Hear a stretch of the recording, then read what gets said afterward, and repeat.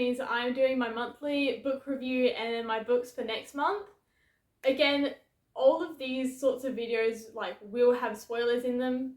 So if you don't want spoilers, go to my TikTok account, which is in the description. So I'm so excited. I read 4 books. I read A Curse for True Love, The Wrath and the Dawn, and The Rose and the Dagger. This is a trilogy, so there you go. And then Crave, which is the first book of a 6-book series, which is here. Starting with A Curse for True Love, I gave this book an 8 out of 10. It was definitely my least favourite out of the trilogy, so you should read Once Upon a Broken Heart and The Ballad of Never After before you read this book. Some people say you have to read Caraval. I find that it didn't really affect the book for me. I read Caraval, but I didn't finish the series because I didn't like it at all. And I found that it didn't really affect the book at all. The thing that I hated about this book, I hate when books do this. At the end of the second book, she loses her memory. And it annoys me to no end, because why in the world are we going through so much character development and all this drama just to be like, she forgot everything. So like the 2 books were worth nothing. She does get her memory back, thank goodness. But like not until like halfway through. So like the first half of the book is her not trusting anyone and her not knowing anything. And it just, I still, like there were bits of it that I enjoyed because you can see how overprotective Jax is over her. But at the same time, I just hate when people are like, now they've lost their memory. It's like, you couldn't be any more creative. Like you just needed to add something and that's what you came up with. I just think it's such a like uncreative way to cause drama in a book. Because then she fixes it by reading a note that she wrote for herself. And I just think it's so unrealistic and it would just never happen. But I do still love the book. It being an 8 out of 10, being my lowest rating for this entire trilogy, I think that just proves something. And it had multiple POVs, and I love multiple POVs to no end. I love being able to read a scene from different perspectives. It's so good and I love it so much. The next book I read was The Wrath and the Dawn. I give this book a 6 out of 10. I didn't particularly enjoy it. It wasn't terrible, but a 6 out of 10 for me is like a pretty low rating because I usually give like 7s and up. Like I'm usually quite fair with my ratings, I think. So the idea of this book is this girl has been chosen to marry a royal, but the thing with this marriage process is that you get married for one night and then he kills you the next morning. So she knows that she's to be killed at dawn. So her strategy was to tell him a story and then leave it on a cliffhanger at dawn so that he wants to keep her alive to hear the end of the story. Which he does. He does keep her alive. So it works. She's pretty genius for that. So she ends up living throughout the entire book, but she lives through like the main part of them still trying to kill her. She does almost get killed, which I actually don't fully know why. It didn't really get too interesting until about 150 pages in, and it's like a 300-page book. So having to read half of the book before anything interesting or a hook really comes into it, that's pretty sad. So one of the reasons that she wanted to stay alive is because this royal had killed her best friend because of the same reasoning. And so she's trying to stay alive to figure out why he does that. Anyway, she and the royal end up falling in love. So it's kind of your basic enemies to lovers, but a lot of other side characters get involved with the relationship, like telling them what they should and shouldn't do, and that annoys me to no end. She is a bit of a badass main character, but she also can be very, very annoying. Like she kind of thinks she's better than everyone else. There's a whole scene where she's like shooting archery and she's like, oh, I have to pretend that I'm bad and blah blah, and it gets a little bit annoying. But overall, this book was better than the second book. So now we can move on to the second book, The Rose and the Dagger. The Rose and the Dagger takes place immediately after The Wrath and the Dawn. So at the end of this book, she ends up running away because other people tell her to, or else she's going to get killed, apparently. So she runs away, and then that's kind of where this starts. I was a 4 out of 10. I honestly could not tell you what happened at all in this book. This is what I have written. Ready? The first 150 pages were boring. I was always lost in what was happening. You meet some people, you travel a few times because out of nowhere she gets magic. Don't even know where she got the magic from. They find out more about why their families hate each other. She almost dies. She gets kidnapped. She gets saved by the rival family. He dies. The male love interest, he dies. He gets brought back to life, and then they live happily ever after. Those are my notes for this book.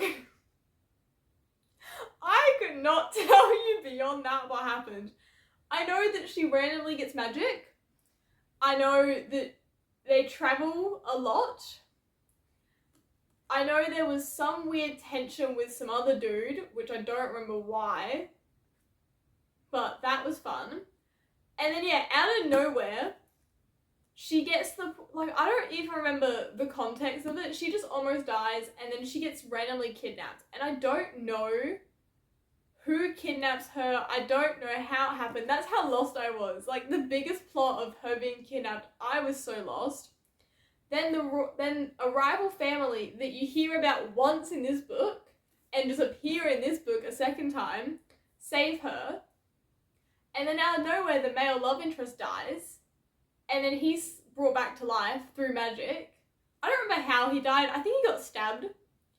I think her dad stabbed him, if I remember. And then they live happily ever after. Beyond that, I could not tell you what this book was about. One of the main things that annoyed me about this book was that there was a lot happening, but at the same time, nothing was happening. Because there would be long sections where nothing would happen, and then like 50 pages where everything happens, and then you're back to like 100 pages of nothing happening again. So it's just like, it's not spread out well. That's what I'm gonna say. It's not spread out well. These were the 2 books that have been sitting on my shelf for like 2 years now. So I'm happy that I read them because now I feel less bad about just them sitting here. But I don't think they were I don't think they were my style of book, I would say.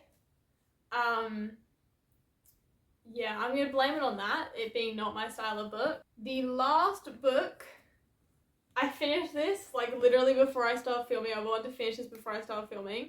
This is Crave by Tracy Wolff. This book, best book of the month, that is for sure. I give it a 10 out of 10. This book, oh my god, I live for this book so much. So, the idea of the book is that her parents are dead, right? So her uncle has been like, come live with me in Alaska. So she travels from San Diego, I think is where she lived. I think it was San Diego. It's either either San Diego or San Francisco. I don't remember which one.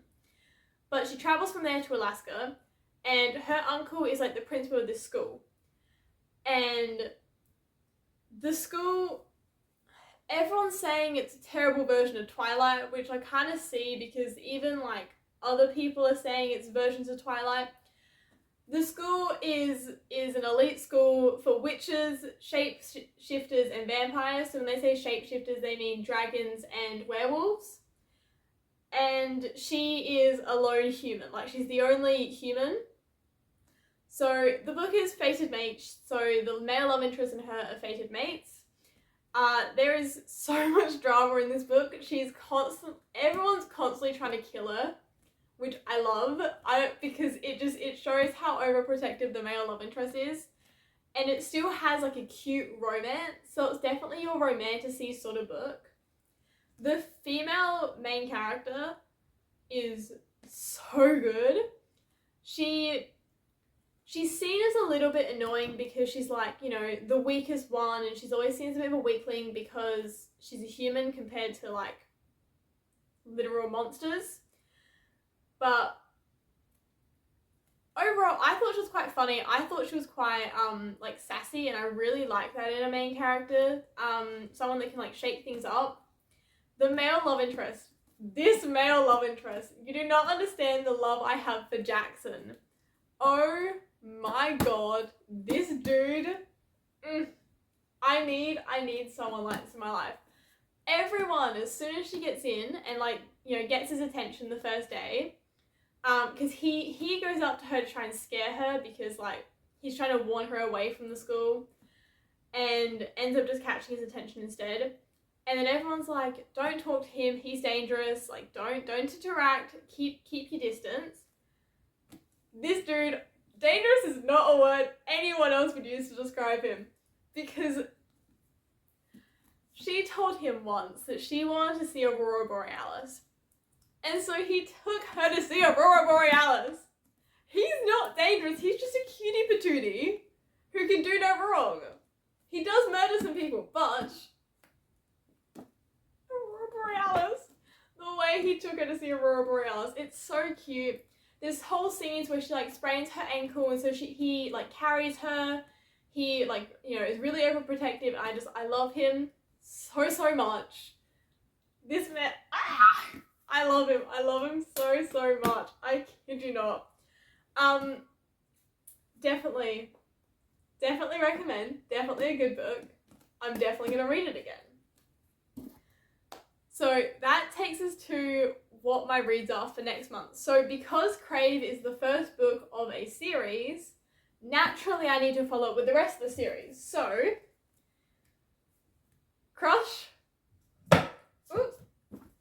Covert, Court, Charm, and Cherish are the rest of the series. So I'm kind of hoping I can get through this. Except Crush and Covert are chunky books. They're like, I think 700 pages long, around that area. So we'll see. I'm hoping that I can get through a decent amount of this. That is my little review. I'm now surrounded by books. But yeah, I think this month has been quite successful. That's like a book a week. That's pretty good. Especially since I was busy lots of it doing fringe training and editing and all that sort of stuff. I'm pretty proud of that. Yeah, I'm pretty proud of that. Anyway, thank you for watching. Please subscribe and we'll see how March goes.